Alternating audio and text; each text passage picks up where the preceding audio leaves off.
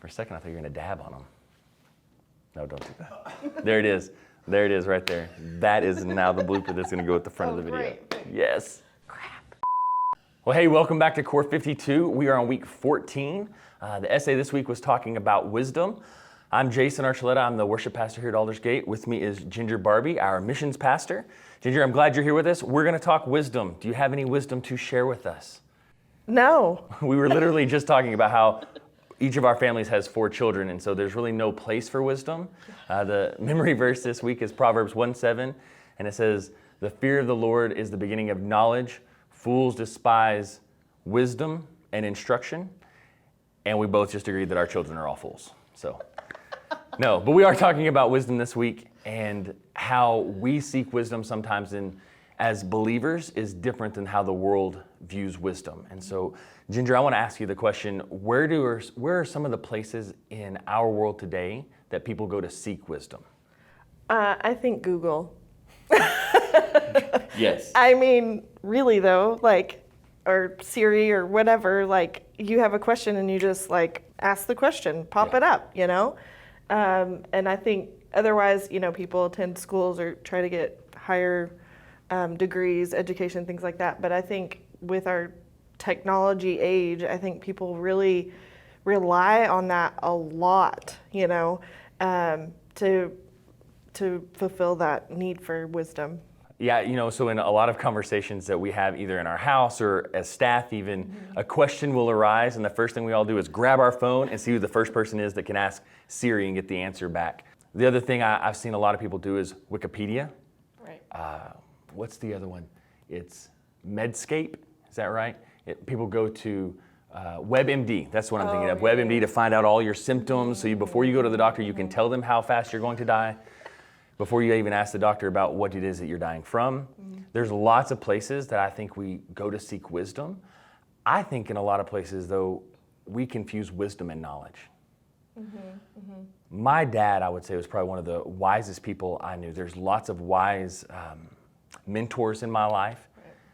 My dad didn't have all of the knowledge, but he had a lot of wisdom. What's your experience in the difference between wisdom and knowledge? I think that wisdom probably is something you gain over time, whereas knowledge maybe is more, actual facts or I think wisdom is more experiences and life lived through failures and successes, something like that, rather than just read a book. Oh, I know this fact now.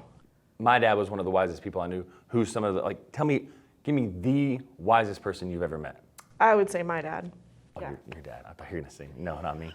Not you. Okay, I'll accept your dad as an my answer. dad, and I think he was smart, but I think he lived through so many different times, through so many different experiences, successes, failures. We've talked about this before, but the value of owning your own business and what comes from that and the wisdom from that. My dad served in Vietnam, and just I would ask my dad a question about anything. If I was curious about things, I would go to my dad. So, for sure.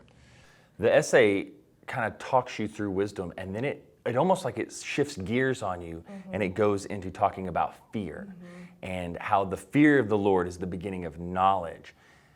Can you talk to me about somebody that you have loved and feared at the same time? He gives us a few examples in the essay, but I want to know your personal experience. Is there somebody you've loved and feared at the same time?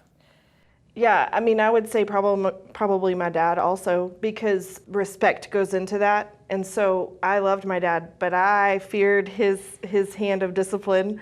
But knowing that he is guiding and leading us in, trying to make us be good human beings and lovers of Jesus. And so I think it went very much hand in hand, because falling away from where he had set the rules or things like that, I knew there was going to be consequences with that. So there was fear. Yeah. But it was all in love. Yeah. Everything he did was in love.